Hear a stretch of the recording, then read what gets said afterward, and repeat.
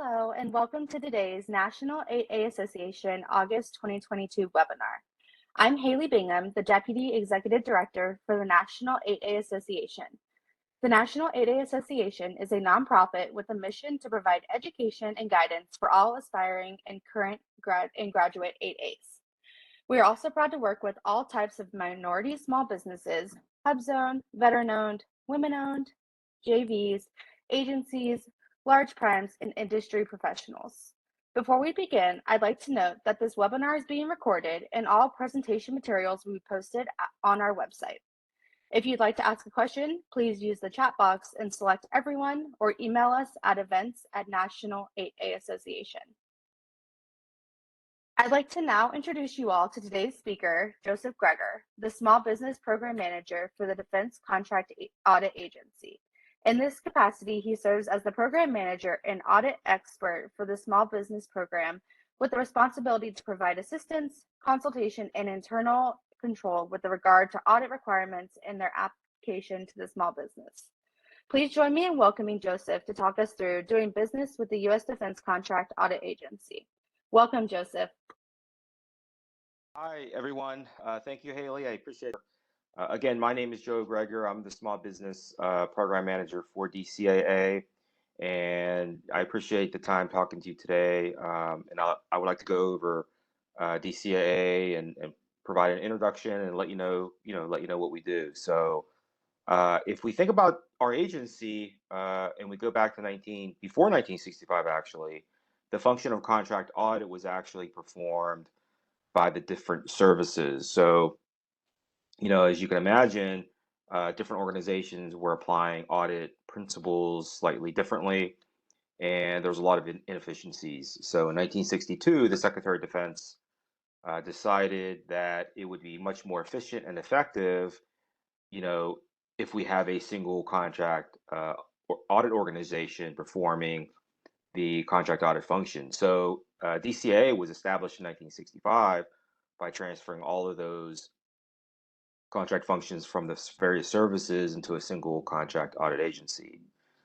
Today, we have oversight of about 9,000 contractors. We average more than 3,400 audit reports and examine more than $350 billion of contractor costs. So, we're sort of a medium-sized organization, but we have a pretty large reach.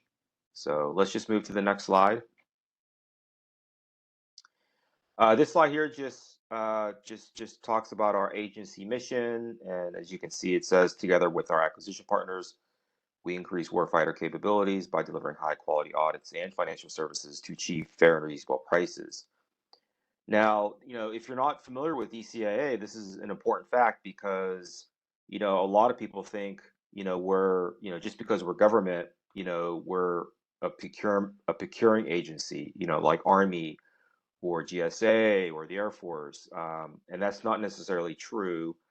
Like the mission shows, our main focus is really to assist and help the procurement community, right? Those people that actually buy services, buy products on behalf of the government.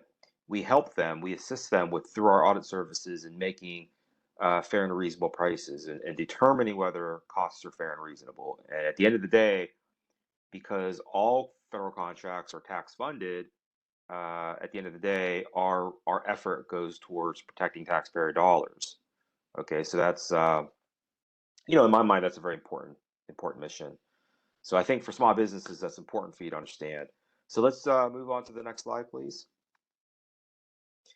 We have, like I said, we're about a medium-sized organization. We're just under 5,000 employees. We have over 300 offices all throughout the U.S. We do have a handful of offices overseas as well. I know we have one in Germany, and we also have a small office, in fact, it's in Hawaii. And we perform, we are a DoD agency, so we perform all needed contracts for DoD, but we also perform some work for non-DoD as well. So, Department of Energy and NASA, just to name a few. So what does that mean to you as a small business? Well, you might have, non-DoD contracts, and you might be saying to yourself, oh, DCA is never going to touch me, right? Because I have all NASA contracts or all Department of Homeland contracts, so on and so forth. Well, I wouldn't say that's necessarily true because, like I said, about 5 to 10% of our work actually comes from non-DoD. So, there's still a chance, albeit a small chance, that we could audit you still, even though you have non-DoD work. Now, if you're a DoD contractor, then pretty good chance. There's a pretty good chance at some point DCA will reach out, because our main thrust is DoD work. So let's move on to the next slide, please. And here, as you can see, this is our organization, or I should say, this is how we fall within the DoD organization. We operate under the authority, direction, and control of the Undersecretary of Defense Comptroller. Now, this placement is important because this assures our independence from those services that have procurement responsibility. So, remember I mentioned, our mission, the reason why we exist is our services go to assist the procurement community, right? And so it's very important that our audit work is free of that we are independent, right? So we are independent of the contractor, but we're also independent of the end user that uses our services. And this organization, the organizational placement assures that. Okay, so if you don't know, most people don't know, but we audit. I'm sorry, we follow very strict auditing standards, which is generally accepted government auditing standards. So that's is very prescriptive in what we can and can't do, and how we should do things, and so on and so forth. And those independent standards are all wrapped into those auditing standards. All right, let's go to the next slide, please. This slide here just shows our organization. We actually have a new director. She just started maybe 2 weeks ago. Her name is Terry Dilly. Okay. Um, my position is out of our headquarters, which is that left column that represents all of the groups within headquarters. DCA also has what's called regions. We have three of them: Eastern, Central, and Western. Field detachment, technically not a region, but it's basically just auditors that audit primarily classified contracts. So if you're a contractor out there and the preponderance of your work is classified, then you would probably fall within field detachment. And then that right column there represents DCA's organization around, the real big defense contractors, right? Those top 5, 6, contractors, and we call that corporate audit director. It's that structure, we call it corporate audit directorate. But again, as a small business, you wouldn't be concerned with that. You would fall under one of the regions.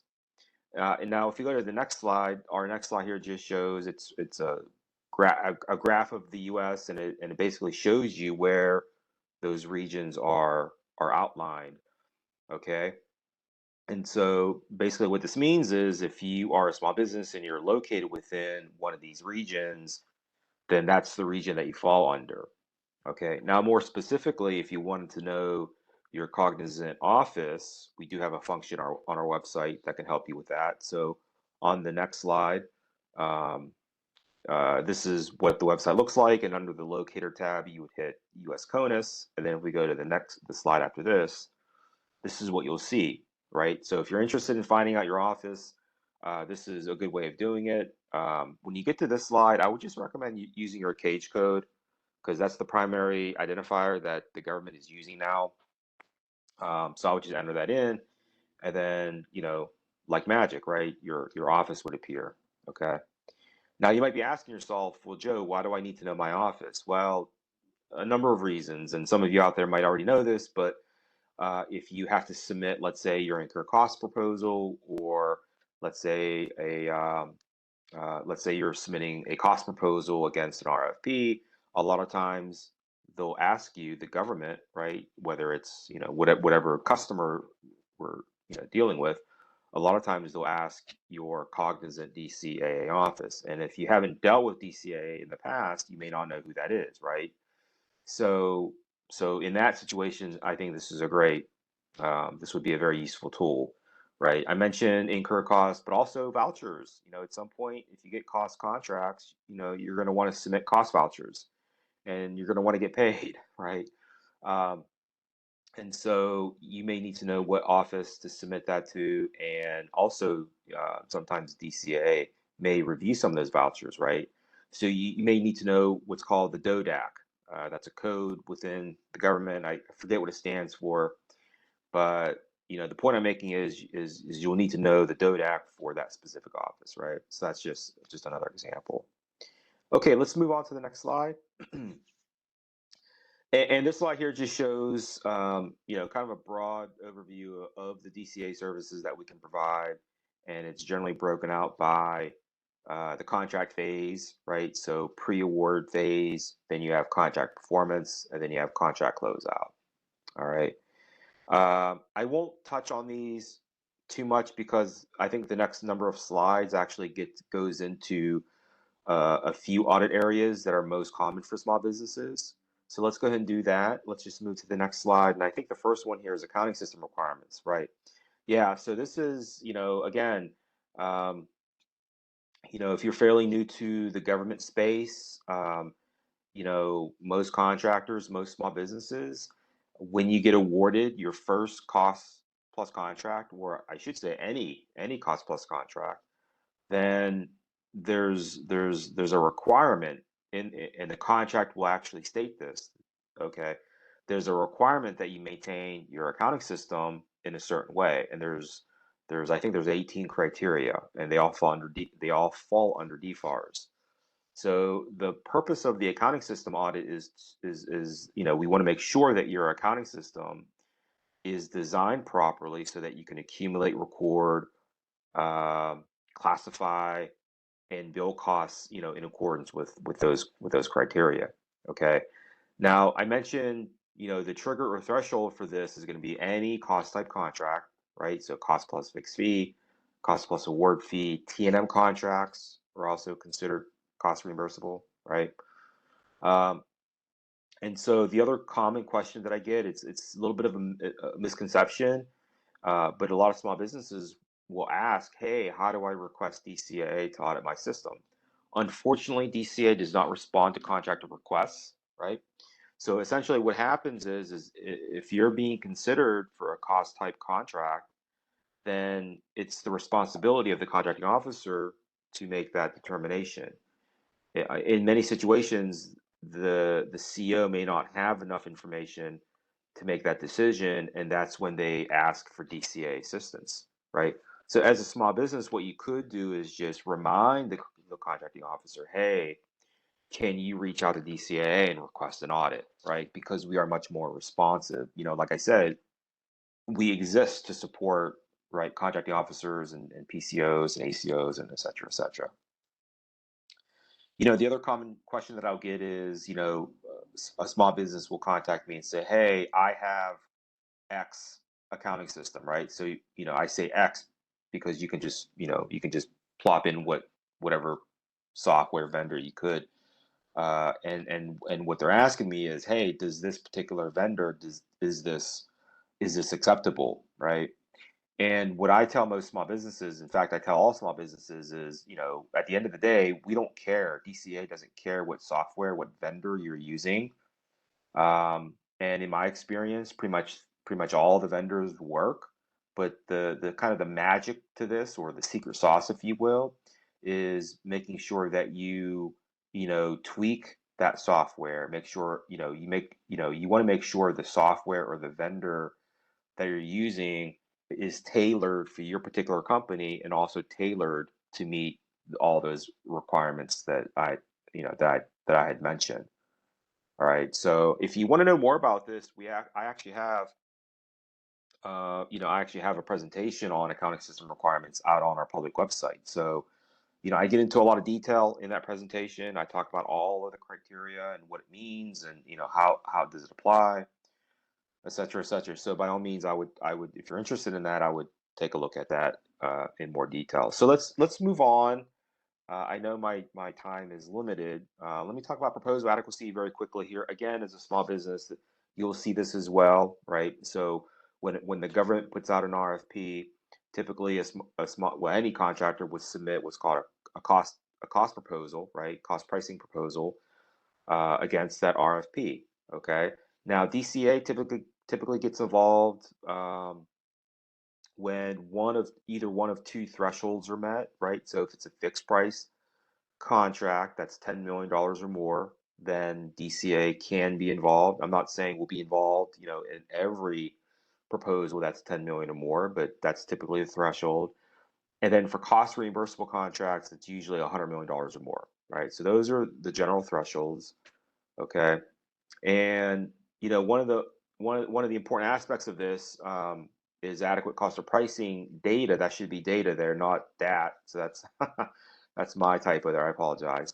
But again, if you're interested in this topic, I do have a presentation out there, and adequate cost of pricing data is very important because the government, we want to make sure that your cost estimates have an adequate basis to it, right? So, you know, as a contractor, did you just pull numbers out of thin air and say, "Hey, these are my cost estimates," or do you have some rationale to it, right? Do you have history? Do you have vendor quotes that you use as a basis, right? Did you compare various different quotes, right? And perform the analysis, and through all that work, you said, "Hey, the best estimate is going to be this," right? So what did you do to sort of determine your estimates, right? So that's really for this. That's really the secret. That's kind of what we're looking for. So let's move on to the next topic here. As a small business, incur costs. I think I mentioned that earlier, but this is important because every cost contract will have what's called the allowable cost of payment clause. Okay, that's an automatic. That's a mandatory clause for any cost contract. So if you have cost contracts, then automatically you're going to have the allowable cost of payment clause, and automatically you're going to have to submit what's called an incur cost proposal. All right. And typically, incur cost proposals, they have to be submitted within 6 months after the end of your fiscal year. So if you're a calendar year contractor, your fiscal year ends December 31, then by July 1 of the following year, you have to submit your incur cost proposal, right? So we're sort of beyond that. It's August, it's mid-August. So if you're a calendar year contractor and if you have cost contracts, hopefully you've submitted your proposal already. If you haven't, then I would suggest to submit at your earliest. Okay. So let's move on. I think there might be one more, maybe not. I don't recall. No. So that's the end of those sort of audit specific topics. But I mentioned our public website having a lot of presentations, a lot of training material, and as you can see here, these are all the topics that we have. I mentioned accounting systems and proposals, but we have a lot of other areas as well. Provisional billings, public vouchers. I also have one on the audit process. So if you're interested in understanding what goes on during a DCA audit, by all means take a look at that. All right, let's go to the next slide. I think we're getting close to the end. These are some of the resources that we have. By all means, I would recommend checking out our public website. And by the way, our website is www.dca.mil. Okay. Let's go ahead and move on to slide 18. Our public website also has a new small business tab. It's the far right tab when you get to the homepage, and under that tab you'll see the resources that I mentioned, also the presentations. We have some frequently asked questions, right? So again, if you're brand new to this government space, you might have a lot of questions, right? That might be a good place to start. Let's go to slide 19.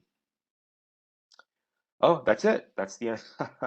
That's the end. I see slide 19 of 23, but there might be a few more after that that's associated with 8A. But anyway, that's it for me. That's the end of my presentation. I went over a lot, I think, and I'm sure some of you might have questions. So I'm happy to take any questions that you have. Yeah, thank you so much, Joseph, for such an insightful presentation. If anyone has any questions, feel free to drop them in the chat and that we can pass them along. Joseph can get them answered for you. Yep, and this is my contact information. So my email, my number there. So feel free to reach out. Uh, you know, like I mentioned, I'm the small business program manager, so it's it's my job to help small businesses, If I can't help you, then I'll certainly point you in the right direction. Besides the 8A, there's a lot of organizations out there that exist to help small businesses. So I would make sure you take advantage of those resources. Yeah, awesome. Well, if anyone does have any other questions, definitely feel free to contact Joseph directly, or you can definitely reach out to our events team at events@national8association.org, and we are definitely happy to connect you with him. It doesn't look like we have any questions coming through. I'm sure people will have them afterwards after they kind of digest this information. So thank you so much again, Joseph. We really appreciate it and you taking the time to chat with us.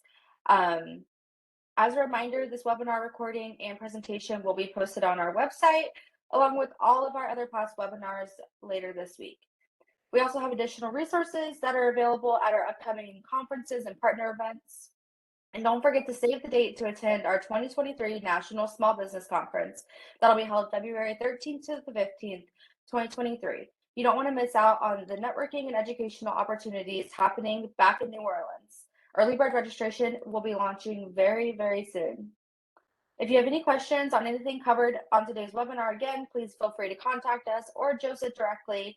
Thank you again for joining us today, and this concludes today's webinar, and we hope to see you next month. Have a great day. Goodbye. Bye. Thank you. Thank you.